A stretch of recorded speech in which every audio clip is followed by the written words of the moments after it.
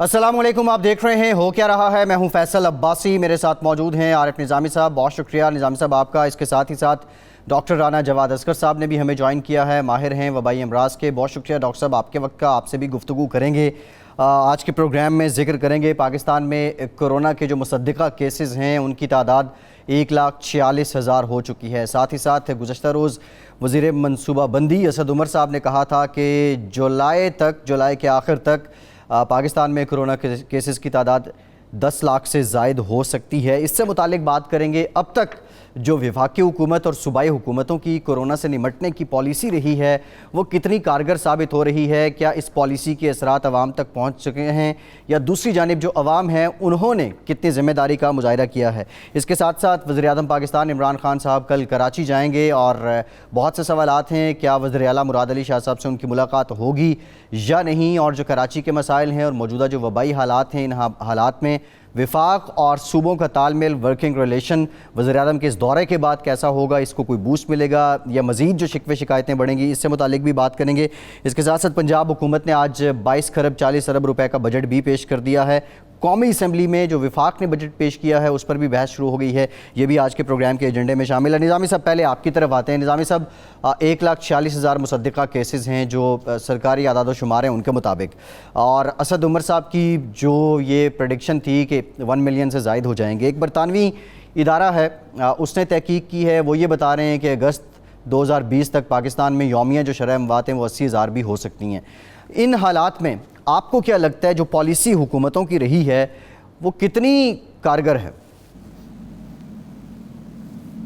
देखिए, पहला केस 26 फरवरी को हुआ था, और अब हम पहले जब WHO ने कहा कि पाकिस्तान में जून के आखिर तक, जुलाई तक 2 लाख केसेस हो जाएंगे तो बड़ा अजीब लगता था, और अब लगता है ये उससे तजावज़ कर जाएंगे। और ये जो 80,000 वाला गलतफहमी है इंपीरियल कॉलेज का, ये तो और भी ज़्यादा तशवीशनाक है। दूसरी तरफ खान साहब के जो तर्जमान भी हैं, वज़ीर भी हैं, असद उमर साहब जो NCOC के हेड भी हैं, वो फरमाते हैं कि जी ये बस खान साहब का जो मॉडल है वो हम फॉलो कर रहे हैं, और इसका सबसे अच्छा तरीका जो है वो हुकूमत के नुमाइंदीन कहते हैं कि मास्क पहने। 50% मामला तो वहाँ रिजॉल्व हो जाता है। लेकिन अब सारा मामला लोगों पर डाल दिया गया है कि लोग जाने, उनका काम जाने, मास्क पहने तो बच जाएंगे वो।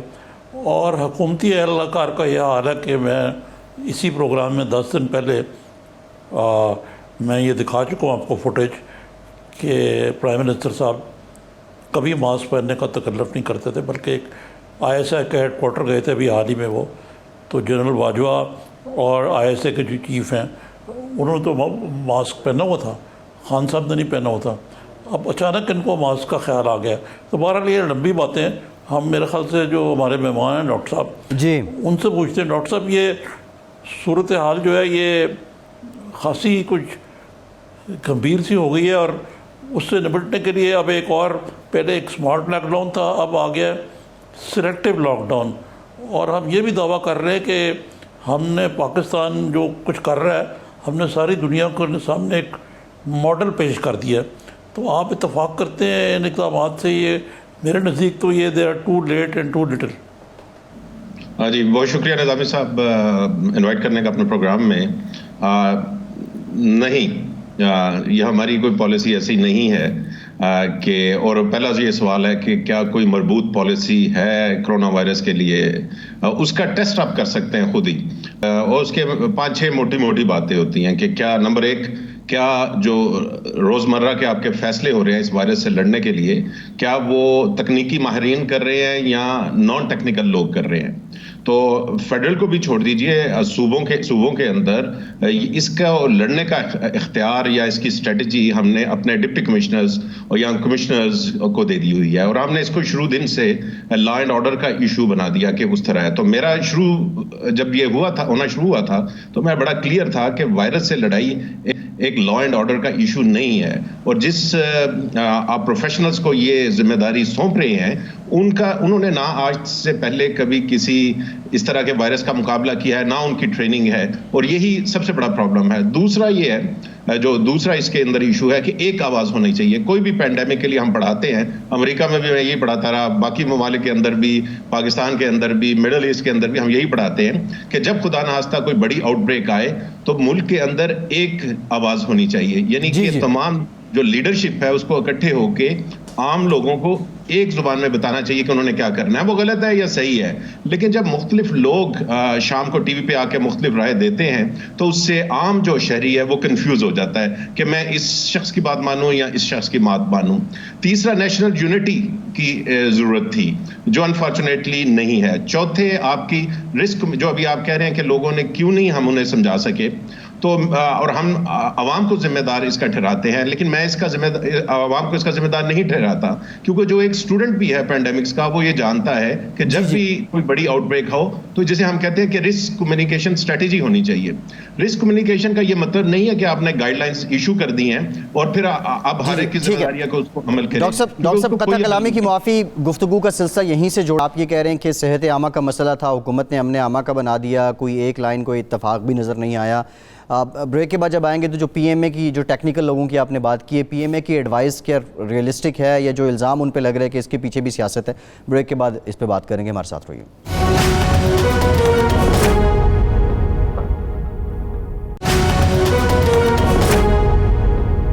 ब्रेक के बाद एक बार फिर से आपको खुशामदीद कहेंगे। निज़ामी साहब, डॉक्टर साहब ब्रेक से पहले ये कह रहे थे कि जो गलतियां हुई हैं मेजर, वो ये बता रहे थे। मेरे ख्याल डॉक्टर साहब से ही जान लेते हैं, जो पाकिस्तान मेडिकल एसोसिएशन के तहफ़्फ़ुज़ात थे और तजावीज़ थी, और वो लॉकडाउन की सख्त हिमायत कर रहे थे, सिफारिश कर रहे थे हुकूमत से, और उस वक्त ये बात भी सुनने को मिली कि शायद उनके पसे पर्दा कोई सियासत भी है। डॉक्टर राना जवाद असगर साहब, आपकी नज़र में क्या उनकी सिफारिशात मुकम्मल ज़मीनी हक़ाइक़ पर मबनी थी या कहीं ना कहीं सियासी पहलू भी था? नहीं, मेरे लिए तो मुश्किल है कि मैं किसी के उसके ख्यालात पे राय दूं कि वो क्या अंदर से सोच रहे थे। असल में ये एक सिचुएशन है, सख्त सिचुएशन है, मुश्किल सूरत हाल है, हम सारे डिप्रेस्ड हैं और सब अपनी अपनी राय देना चाहते हैं, तो वो मैं तो यहाँ तक रखूँगा। लेकिन लॉकडाउन का बड़ा जिक्र होता है, अब स्मार्ट लॉकडाउन, सिलेक्टिव लॉकडाउन। सवाल ये है कि लॉकडाउन एक इफेक्टिव मेजर ज़रूर है, लेकिन ये अकेला यूज नहीं हो सकता। जिस तरह आप टैंक को दुश्मन की जमीन पर भेज दीजिए सरहद के पास, उसके साथ इन्फेंट्री नहीं होगी तो टैंक क्या करेगा, वो जगह भी कवर कर लेगा। तो इसका ये मतलब, मेरे कहने का ये है कि जब अगर आपने लॉकडाउन लगाना है तो एक तो आपको पता है कि आप उसको एक लंबे अरसे के लिए नहीं लगा सकते, एक शॉर्ट टाइम पीरियड के लिए आप लगाएंगे। लेकिन जब आप ये लगाएंगे तो उससे पहले आपको पता होना चाहिए कि इन 2 हफ्तों के अंदर हमने क्या क्या करना है, कि हमने किस तरह अपने कॉन्टैक्ट ट्रेसिंग करनी है, किस तरह हमने कम्युनिटी में जो फैल रहा है, ट्रांसमिशंस की हब्स हैं, उनको पकड़ना है, किस तरह हमने जो अस्पतालों के बेड्स का इजाफा करना है। अगर आप ये काम नहीं करते जो इसके साथ करने के लिए जरूरी है, तो आपने 2 हफ्ते के लिए तो जरूर रोक लिया उसका, थोड़ी देर के लिए, लेकिन उसके बाद वो फिर उसी इंटेंसिटी के साथ वायरस ऊपर जाता है। तो ये जो भी लॉकडाउन करे या करना चाहे, उसको साथ जो उसके उन 2 हफ्तों में हमें जो टाइम मिलता है उसके बारे में अक्सर लोग नहीं सोचते, और उसके बगैर इसका उतना फायदा नहीं है जितना लोग समझते हैं। हाँ जी, ये तो ठीक है आपकी बात, लेकिन मौजूदा हुक्मरानों को, बिलखुसूस प्राइम मिनिस्टर को, तो लॉकडाउन के लफ्ज़ से चिढ़ है। जब उन्होंने किया तो नीम दिली से किया, ना उस पर अवाम ने फॉलो किया, ना ही हुकूमत ने फॉलो करवाया। तो और जैसे आपने कहा, होलिस्टिक अप्रोच तो थी नहीं, कभी और भी इसके लवाजमात हैं लॉकडाउन के साथ, वो भी नहीं किया गया। और अब आप कह रहे हैं कि अवाम जाने, उनका काम जाने, हमारा क्या तल्लुक़ है। अब आप दोबारा लॉकडाउन करने चले हैं और इस संबंध में कुछ एरियाज़ को एयर मार्क किया गया। एक तो ये बात है। दूसरे मेरा आपसे सवाल ये है कि मैं ये देख रहा हूँ कि जो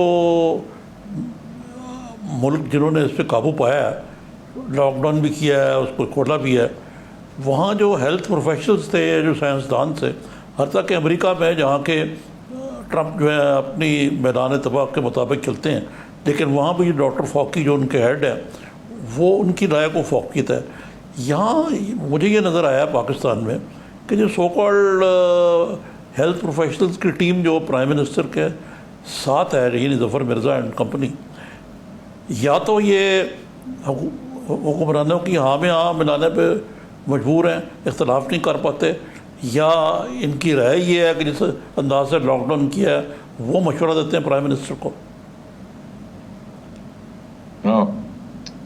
मेरा अपना ख्याल है कि जो और मैंने ये लिखा हुआ भी है कि जो फैसले तकनीकी माहिरीन को करने चाहिए वो कोई और कर रहा है, और यही सबसे बड़ा हमारा प्रॉब्लम शुरू दिन के साथ है। आपको पता होगा पंजाब ने यही मेरा जी बिल्कुल ठीक जी, तो पंजाब ने, आपको याद होगा कि शुरू में जब केसेस कोई पॉजिटिव आता था तो उसके साथ बड़ी सख्ती के साथ पेश आया जाता था, उसको घर से जबरदस्ती उठवा भी लिया जाता था, एजेंसियों के लोग शामिल हो जाते थे, पुलिस शामिल हो जाती थी, और उसी माने में मैंने ये लिखा था कि अगर आप ये करेंगे गलती तो उसका वही होगा जो HIV एड्स की आउटब्रेक्स में होता है कि फिर लोग जेर जमीन चले जाते हैं जो पॉजिटिव हैं और वो कम्युनिटी में फैलाते रहते हैं, और जब एक बहुत बड़ा प्रॉब्लम हो जाता है थोड़े प्रॉब्लम से तो उस वक्त फिर आपको पता लगता है, उस वक्त तक आप लेट हो गए होते हैं। तो यहाँ जो प्रॉब्लम मैं फील करता हूँ और इसके बारे में बार बार लिख चुका हूँ कि हमें वो तकनीकी माहिरीन टॉप पे नजर नहीं आते डिसीजन मेकिंग के अंदर जिनको नजर आना चाहिए। देखिए अभी आपने ट्रंप साहब की मिसाल दी, वो बेशक जिस तरह के मर्जी हैं लेकिन उनके पास 3-4 की लोग उनकी हर मीटिंग में उनके साथ खड़े होते हैं। उनमें फोगी साहब हैं, एक वो जो दूसरी NIH के लोग हैं, CDC के साथ उनकी नहीं बन रही, उनकी वो अलग बात है, लेकिन आपको नजर आते हैं कि वो वहां पे ये शो होता है कि डिसीजन मेकिंग में उनका इनपुट शामिल है।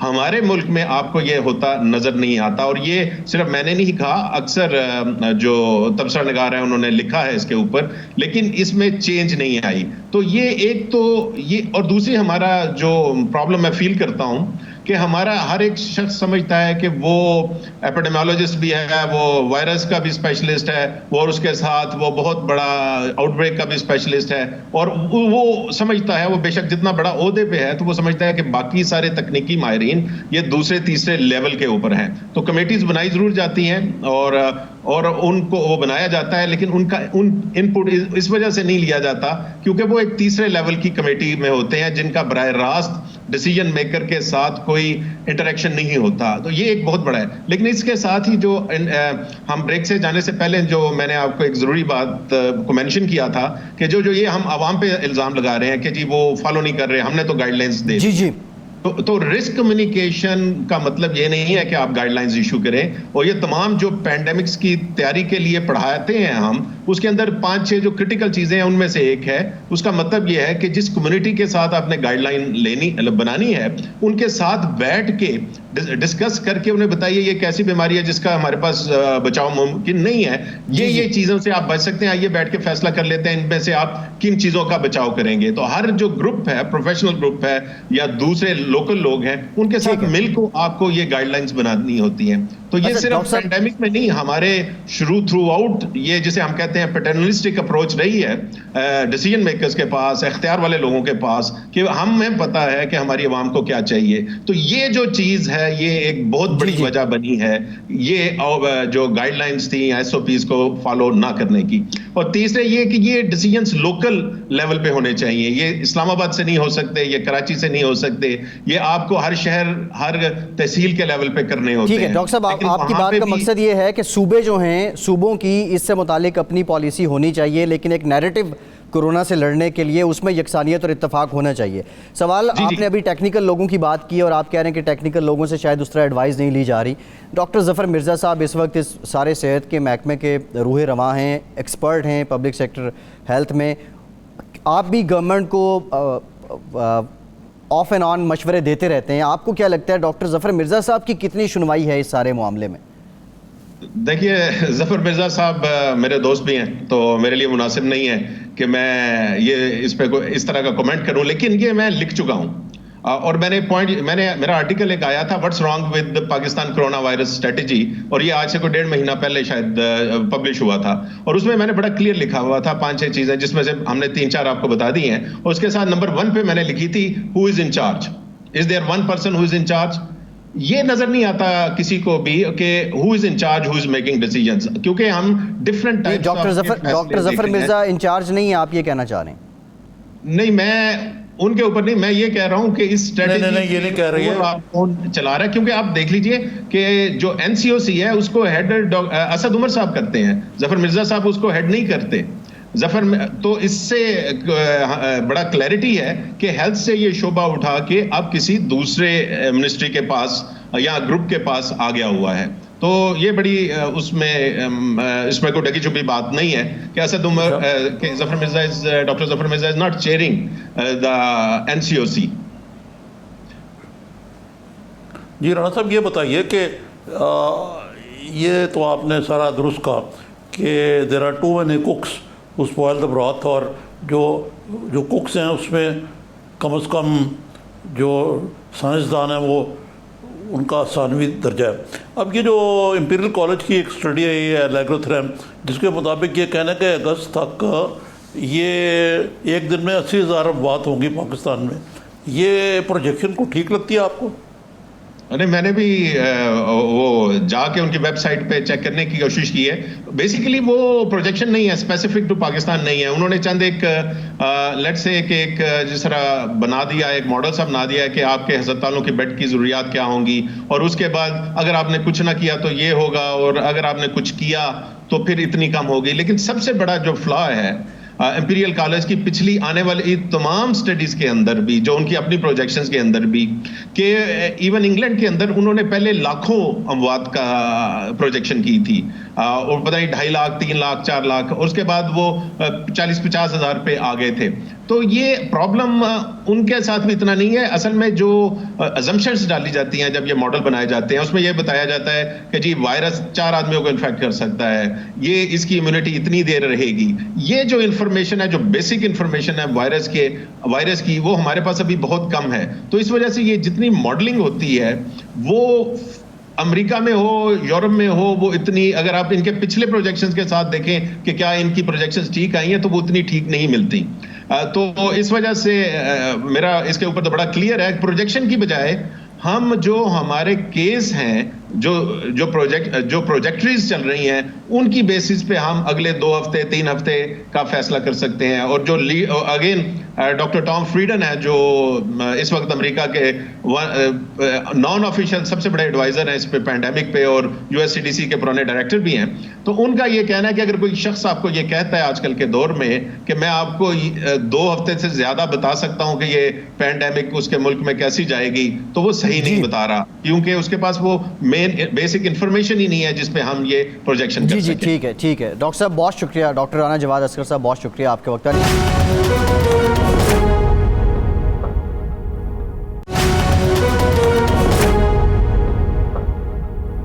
सईद गनी साहब पाकिस्तान पीपल्स पार्टी के सीनियर रहनुमा और सूबाई वजीर सिंध के हमें ज्वाइन कर चुके हैं। बहुत शुक्रिया सईद साहब आपके वक्त का। जी निज़ामी साहब। जी सईद साहब, अस्सलाम वालेकुम। वालेकुम सलाम जी। ये बताइए कि सिंध में जो अब स्मार्ट के बाद सिलेक्टिव लॉकडाउन हुआ है, ये आप भी कर रहे हैं वहाँ कराची में कुछ इलाकों में?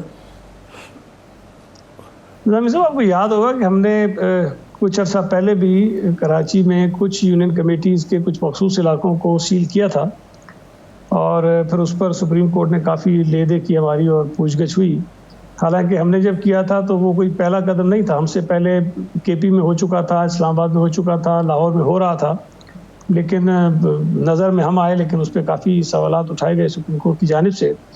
तो ये जब हम करेंगे तो ज़ाहिर है वो तमाम चीज़ें जो सुप्रीम कोर्ट ने हमसे पूछी थी वो मद्देनज़र रख के करेंगे। लेकिन मेरा ज़ाती ख्याल ये है कि उस वक्त जब हम कर रहे थे सूरत हाल बहुत मुख्तलिफ थी, केसेस जो थे वो इतने ज़्यादा नहीं थे, और कुछ मखसूस आबादियाँ थीं जहाँ से नंबर ऑफ़ केसेस ज़्यादा आ रहे थे। लेकिन आज जो सूरत हाल है, जब मैं आपसे बात कर रहा हूँ, तो मैं समझता हूँ कि शायद ही कोई इलाका ऐसा हो जहाँ से केसेस सामने ना आ रहे हों। और इन हालात में ये जो स्मार्ट लॉकडाउन का कॉन्सेप्ट है, सच्ची बात है मेरी समझ में तो नहीं आता कि आप जब पूरे शहर में या पूरे सूबे में या पूरे मुल्क में हर जगह से केसेस आ रहे हों और तेज़ी से आ रहे हों, तो आप किस तरह 15 दिन एक इलाके को बंद कर सकते हैं? हो सकता है करते हैं, लेकिन जिन इलाकों को आप बंद नहीं करेंगे वहाँ अगर रिलेटिवली नंबर ऑफ़ केसेस कम है तो अगले 15 दिन में वो उन हॉट स्पॉट्स को बीट कर जाएंगे, उनसे ज़्यादा हो जाएंगे। तो इस वक्त बहरहाल अब इमरान खान साहब चूँकि तय कर बैठे हैं, पीटीआई की हुकूमत तय कर बैठी है कि उन्होंने किसी सूरत में लॉकडाउन को तो सपोर्ट करना ही नहीं है, WHO भी कहते तब भी नहीं करना है, माहिरीन कहते तब भी नहीं करना है, तो अपनी उस एक गलत सोच को एक मैं समझता हूँ कि ये इसको नेग्लिजेंस भी नहीं कहूँगा, ये तो बड़ी एक क्रिमिनल किस्म की इंटेंशनल नेग्लिजेंस है कि ये सिर्फ जो पीपल्स पार्टी का एक नैरेटिव था या सिंध हुकूमत का नैरेटिव था उसके बरखिलाफ अपनी बात को दुरुस्त साबित करने के लिए वो काम कर रहे हैं जिससे हमारे मुल्क के शहरियों को बहुत ज़्यादा नुकसान हो रहे हैं। और मैं ज़ाती तौर पे इस वक्त आज के दिन जब आपसे बात कर रहा हूँ, मुझे ये जो स्मार्ट लॉकडाउन है मेरी समझ में नहीं आ रहा। नहीं, ये तो बताइए ना कि जो अभी हमारे इस पे साथ थे डॉक्टर राना साहब, वो कह रहे थे कि हेल्थ प्रोफेशनल्स हैं जिस तरह जो मसलन ज़फ़र मिर्ज़ा साहब हैं, इन लोगों की तो सही नहीं है, ये तो वो लोग फैसले करते हैं जो अकल कुल अपने आप को समझते हैं। और कभी वो कहते हैं कि जी हमारा दुनिया में मॉडल फॉलो किया जा रहा है, पता नहीं कौन सी दुनिया में मॉडल फॉलो किया जा रहा है। आज हज़रत उमर साहब ने फरमाया है कि जी नॉर्वे जो है वो तो लाहौर से आती है बारी है, उसकी मीडिया वाले मिसालें देते हैं। हम मिसाल नॉर्वे की इसलिए नहीं देते कि उसकी आबादी कम है, हम इसलिए देते हैं कि वहाँ जो लीडरशिप है उसने जिस अंदाज से इस बीमारी को टैकल किया है वो मिसाली है। और हमारे यहाँ बदकिस्मती से मेरी राय में कोई सही क्लियर कट डिसीजन या डायरेक्शन नहीं दे पाई हुकूमत। निज़ामी साहब देखिए, मेरा अपना समझना ये बतौर पॉलिटिकल वर्कर, आप डिसीजन उस वक्त लेंगे सही जब आपको चीज़ों का इदराक दुरुस्त हो, जब आप चीज़ों को समझने से ही कासिर हों तो फिर फैसला आपसे मैं समझता हूँ कि तवक्को भी नहीं रखनी चाहिए। और हर शख्स अकेले कुल नहीं होता। अगर मैं तालीम का वज़ीर हूँ तो मैं ये नहीं समझ सकता कि तालीम में मुझसे ज़्यादा कोई समझ भी रखने वाला शख्स नहीं है। अगर तालीम के मुतालिक मुझे कोई बेहतर फैसले करने हैं तो उसका तरीका ये है कि मैं माहिरीन से बात करूँगा, मैं इस फील्ड के जो एक्सपर्ट्स हैं मैं उनसे बात करूँगा, मैं जो हमारे डिपार्टमेंट में सीनियर ऑफिसर बैठे हैं उनसे बात करूँगा, तमाम लोगों की मशावरत के बाद अपना माइंड अप्लाई करूँगा कि हाँ जी क्या चीज़ हमें करनी चाहिए, उस डायरेक्शन में मैं जाऊँगा। लेकिन अगर तरीक़ेकार ये हो जाए कि जी हमारे जितने इर्द गिर्द बैठे हुए लोग हैं वो तय कर लें कि जो सईद गनी साहब ने कहना है गलत और सही हो, हमने उसी को आगे बढ़ाना है, उसी पर अमल दरामद करना, उसी पर जिद करनी है कि जो कह रहे हैं वो सही कह रहे हैं। बदकिस्मती से इस वक्त फेडरल गवर्नमेंट में ये हो रहा है। इमरान खान साहब जो अपना मौक़िफ़ बार बार बदल रहे हैं इस पे कोरोना पे भी, अगर आप पहले 13 को उठा के देखें वो कुछ कह रहे थे, मार्च में इसके मुतालिक उनकी राय कुछ और थी, जून में इसके मुतालिक उनकी राय तब्दील हो गई है। कभी वो अशराफिया को लगाया हुआ लॉकडाउन कहते हैं, कभी वो खुद उसकी जो फ़ायदे हैं वो गिनवाते हैं। तो इन हालात में मैं समझता हूँ कि उनके लिए भी बेहतर तरीका ये है कि ये कोई ऐसा फैसला नहीं है जिससे उनकी सियासी साख को नुकसान पहुँचेगा। इस फैसले के गलत होने से हमारे मुल्क के लातादाद लोगों की जानें स्टेक पर हैं। हमारा पूरा हेल्थ का निज़ाम कलेप्स होने को जा रहा है। अगर यहाँ कोई गलती होती है तो इसका नुकसान सिर्फ पीटीआई को नहीं होगा, कि सिर्फ इमरान खान को नहीं होगा, हमारे मुल्क के आम लाखों करोड़ों आवाम को होगा। तो खुदा के लिए जिद छोड़ें।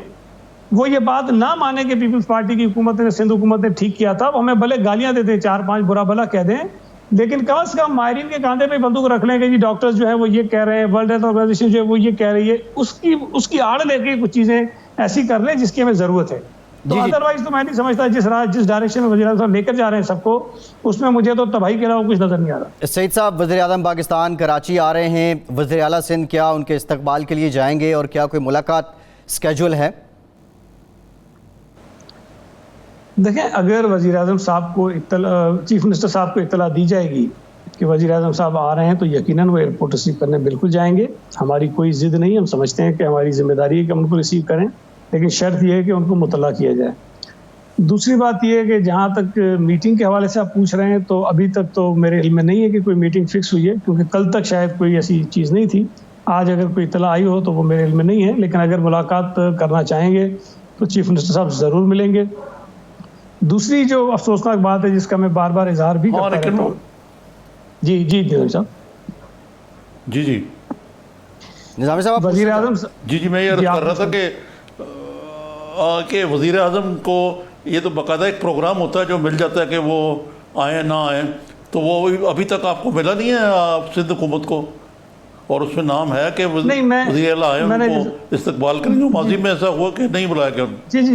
जी ये माजी में इसी तरह हुआ, और फिर हमें कहा जाता है कि जी वो एयरपोर्ट आए नहीं। लेकिन जो तरीक़ेकार होता है कि जो प्रोटोकॉल डिपार्टमेंट होता है प्रोविंशियल गवर्नमेंट का, उसको मुतला किया जाता है और चीफ मिनिस्टर साहब फिर जाते हैं। लेकिन अभी कल तक की मैं बात कर रहा हूँ, आज का सच्ची बात है मुझे पता नहीं है, लेकिन कल तक ऐसी कोई इत्तला नहीं थी। दूसरी बात जो मैं समझता हूँ बहुत अफसोसनाक है कि कोरोना वायरस को आए हुए इस मुल्क में 4 महीने हो गए हैं तकरीबन, और प्राइम मिनिस्टर साहब जो हैं वो बलूचिस्तान भी गए, केपी भी गए और पंजाब भी गए इस वायरस के आने के बाद, इस वबा के आने के बाद जो क्राइसिस पैदा हुआ है। सिंध वो वाहिद सूबा है जहाँ पर वो नहीं आए। गिलगित बल्तिस्तान जहाँ नून लीग का चीफ मिनिस्टर था वहाँ भी वो नहीं गए। आज़ाद कश्मीर में जहाँ प्राइम मिनिस्टर था जिसका ताल्लुक नून लीग से था, वहाँ पर भी ये नहीं गए। तो मैं समझता हूँ कि वज़ीर आज़म साहब ने कोई अच्छी मिसालें कायम नहीं की कि जब पूरे मुल्क में कौमी यकजहती की ज़रूरत है तो उन्होंने उनको पूरे पाकिस्तान का वज़ीर आज़म अपने आप को साबित करना चाहिए था। उन इलाकों में ये बिल्कुल नहीं गए जहाँ PTI या उनके किसी हलीफ की हुकूमत नहीं है। तो 3 मैंने आपको बता दिए मकामात जहाँ PTI की हुकूमत नहीं है, उन तीनों जगहों पे वज़ीर आज़म साहब ने जाने की ज़हमत गवारा नहीं की, और कराची भी आ रहे हैं तो 4 महीने बाद आ रहे हैं, बड़ी मेहरबानी उनकी। लेकिन मुझे उम्मीद है कि वो कोरोना के मुतालिक बहुत सारी जो चीज़ें हैं उसकी मालूमात ज़रूर लेंगे। वो ये बताइए, बिलावल भुट्टो साहब ने तो ये जो बजट है इसको रिजेक्ट कर दिया और उन्होंने कहा कि कोई APC भी बुलाएंगे, और मोहतरमा नफीसा शाह ने कहा कि इसमें 450 अरब के डायरेक्ट टैक्सेस भी लगाए गए।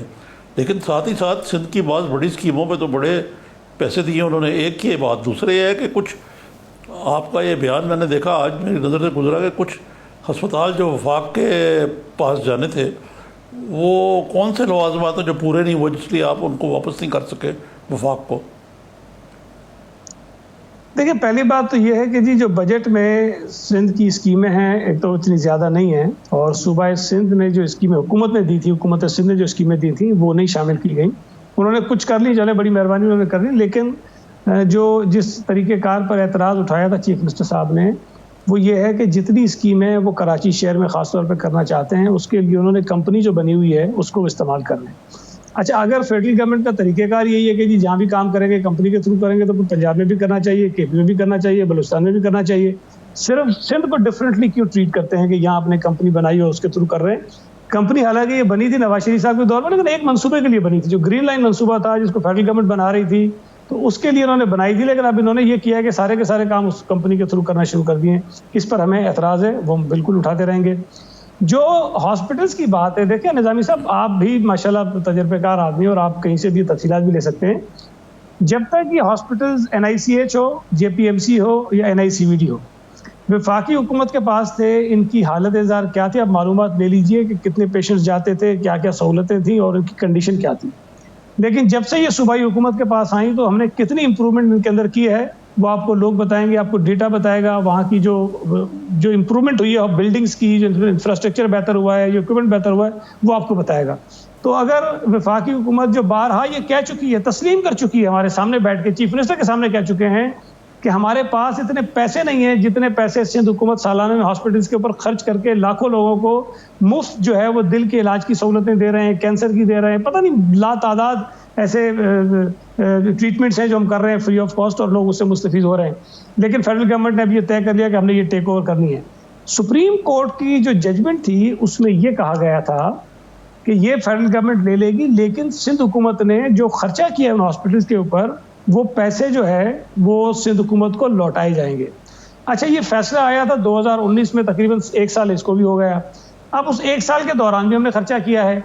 भाई सुप्रीम कोर्ट की जजमेंट पर आप अपनी मर्जी से तो अमल नहीं करेंगे कि ये क्योंकि ये जो पैरा है वो मेरे सपोर्ट में है तो इसको तो मैं कर लूँ, मैं टेक ओवर कर लूँ। लेकिन ये पैरा जो ये कहता है कि मुझे पैसे देने सिंध हुकूमत को, मैं उस पर ना करूँ। तो मैं ये समझता हूँ कि अगर करना है तो मनवान करें। और दूसरी बात ये है कि इस पर सिर्फ पॉइंट स्कोरिंग के लिए काम ना करें। जो बात वो महसूस कर चुके हैं, उनके डिपार्टमेंट के लोग कहते हैं, उनको एक्सपर्ट्स कह चुके हैं कि भाई इस तरह आप नहीं चला सकते जिस तरह सिंध हुकूमत चलाती है। हमारी प्रायोरिटी है जो हेल्थ सेक्टर है, हमने उसमें बहुत काम किया, हमने इन्वेस्ट किया हॉस्पिटल्स के ऊपर। तो उसकी सहूलत अगर लोगों को मिल रही है, गरीबों को मिल रही है, और वो गरीब जो है वो पीपल्स पार्टी के सारे वोटर नहीं है, उसमें PTI के वोटर भी आते हैं, नून के वोटर भी आते हैं, दीगर सूबों से लोग भी आते हैं, अपना इलाज करवाते हैं। तो मैं ये समझता हूँ कि अगर ये हुकूमत चाहती है कि गरीबों को इस तरह की सहूलतें मिलती रहें तो ये हॉस्पिटल इसी तरह चलने चाहिए जिस तरह हम चला रहे हैं। लेकिन अगर वो जिद की बुनियाद पर, सिर्फ हमें ख़राब करने की बुनियाद पर सुप्रीम कोर्ट के फैसले की आड़ लेकर टेक ओवर करना चाहते हैं, तब भी सुप्रीम कोर्ट के फैसले के जो तमाम जो जुजियात हैं उसको पूरा करें और ले लें। सईद गंज साहब, बहुत शुक्रिया आपका। एक ब्रेक लेते हैं, ब्रेक के बाद जब वापस आएंगे तो कौमी असम्बली में बजट पर बहस शुरू हो गई है। इससे मुतालिक बात करेंगे, हमारे साथ रहिए।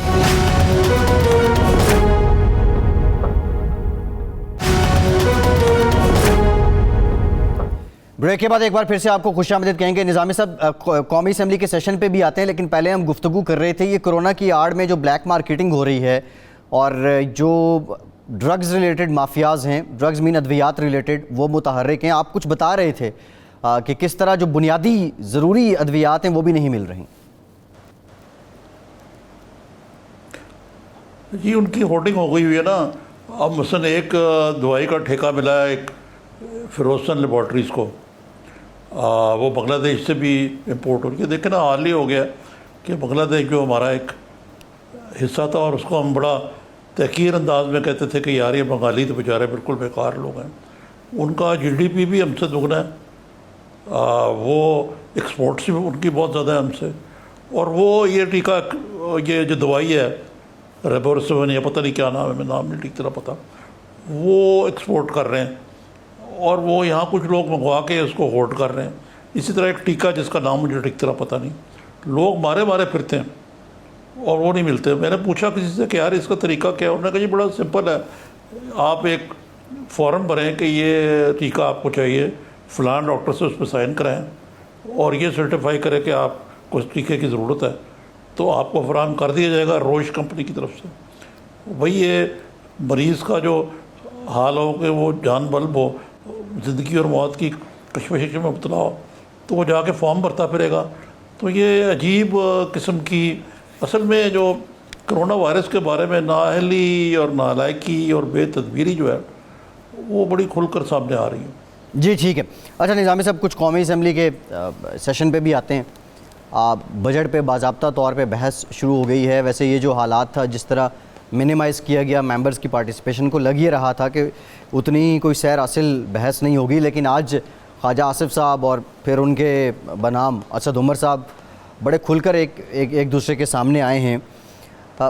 बुनियादी तौर पे बजट तो पास हो गया और एक अंडरस्टैंडिंग भी नज़र आई हुकूमत की भी, अपोजिशन की भी, लेकिन इस बजट में जिस तरह अब शहबाज शरीफ साहब ये कह रहे हैं कि शरह सूद उसको 6% किया जाए और वो करंतना होकर भी मुतहर्रिक हैं, अपोजिशन जस्ट अपनी एग्जिस्टेंस, अपनी प्रेजेंस शो कर रही है।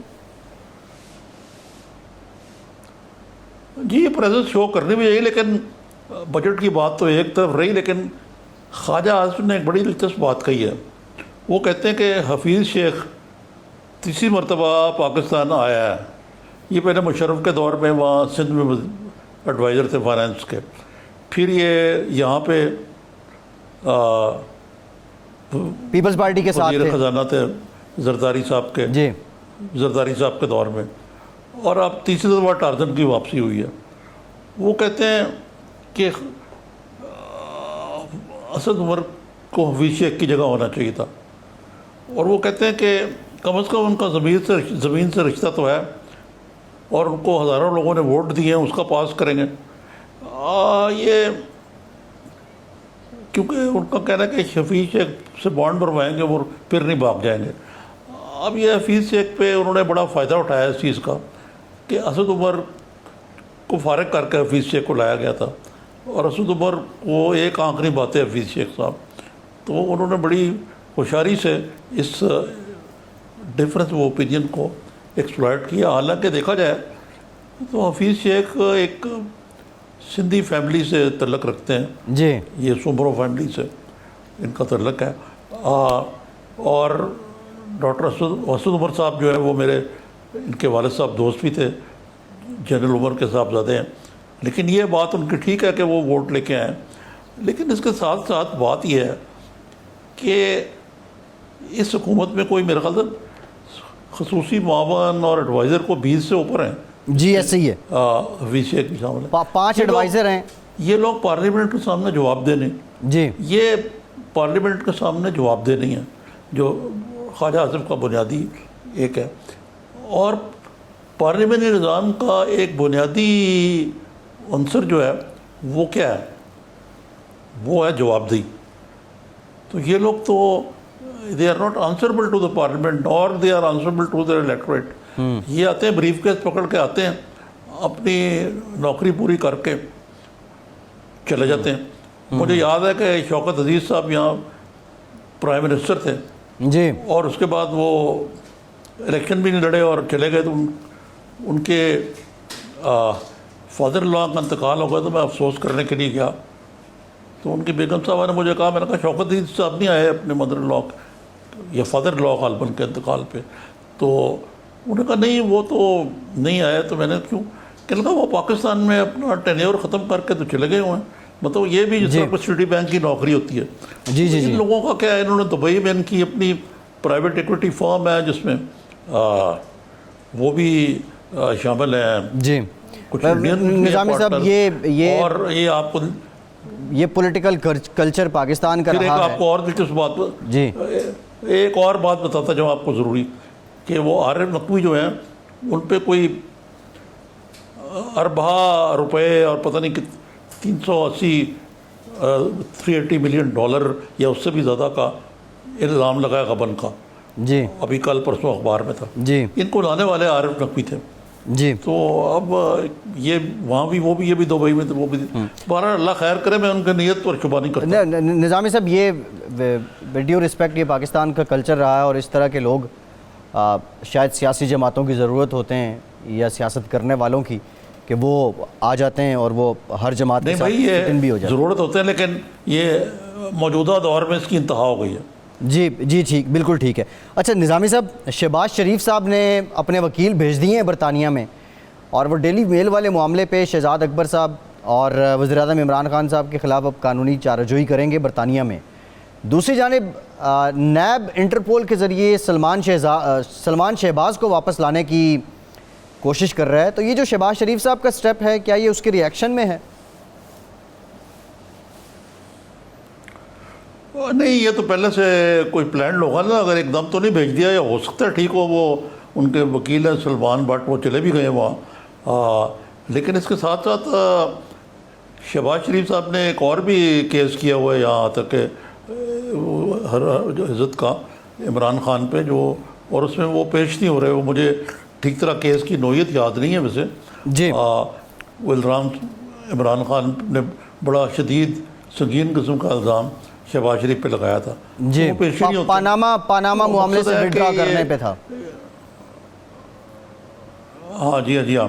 तो मकसद कहने का ये है कि ये सियासतदानों को, और ख़ास तौर पर जो मनसब अगर आपका वज़ीर आज़म हो, तो ज़रा गुफ्तगू थोड़ी सी ज़िम्मेदारी से करनी चाहिए। इस किस्म की शुरू से नहीं। आप देखते हैं कि ये शहबाज शरीफ साहब भी अपनी जो थ्रेट है उसको रियल करते हैं या नहीं करते। उससे मुझे याद आया, ये सिंथिया रिकी बड़ी कोई जो है खातून है जी, ये अभी भी इनके खिलाफ मुकदमा नहीं किया जा रहा। वो बड़ी तोहन करन नहीं निज़ामी साहब, ये इस पे डिसीजन हो गया कि उन्होंने किया, इस पे डिसीजन हो गया। आज कोर्ट ने कह दिया है कि मुकदमा हो सकता है। जी, इस पे कोर्ट ने आज कह दिया है, इस्लामाबाद की अदालत ने कह दिया है। कोर्ट ने कह दिया ना, लेकिन जो मुकदमा करने वाले हैं उन्होंने कहा है कि हम देखेंगे, लाजिम है कि हम भी देखेंगे। तो ये खातून जो है, इनका किला बड़ा मजबूत लगता है मुझे। देखते हैं निज़ामी साहब ये पिक्चर कैसे अनफोल्ड होती है, लेकिन उनके जो इल्ज़ामात हैं वो भी बड़े संगीन हैं। लेकिन खैर अब ये बड़ी एक पुरअसरार सी कहानी लगती है। अच्छा, पंजाब का आज बजट पेश हो गया है। अच्छा, आसिम जवाब बख्श साहब ने बजट पेश किया है। निज़ामी साहब, पंजाब का बजट से पहले जी बजट तो पेश हो गया। वो कहते हैं हमने कोई तरक्याती स्कीमों पर कट नहीं किया, अच्छी बात है। मैंने अभी तक देखा नहीं कि इन्होंने तालीम के लिए कितने पैसे रखे हैं जी। तो पाकिस्तान में तालीम के लिए जो इस वक्त जो सबसे बड़ा कोरोना वायरस का मसला ना, वो ये तालीम का ही फुकदान है। आप श्रीलंका देखें, वहाँ 98% लिटरेसी रेट है शायद तकरीबन तक। वहाँ लोग ट्रेन में डिस्कसिंग कर रहे हैं, बसों में डिस्कसिंग कर रहे हैं, क्यों? पढ़े लिखे लोग हैं। यहाँ हमारा हाल ये है कि हम तालीम पे को पैसे खर्च करने को तैयार ही नहीं है। वफाकी बजट जो कि वो सब्जेक्ट नहीं है उनका, वो 2.5% है GDP का, और ये अब सूबों ने कितना, पंजाब ने कितना रखा है ये मुझे मालूम नहीं है जी। निज़ामी साहब, अभी इसकी डिटेल्स ये हमारा बाकी जनूबी एशिया के अफगानिस्तान को शायद छोड़ के सबसे कम शरह है GDP की। अच्छा ठीक है, शुक्रिया आपका। आज के प्रोग्राम से इतना ही। फैसल अब्बासी को इजाज़त दीजिए।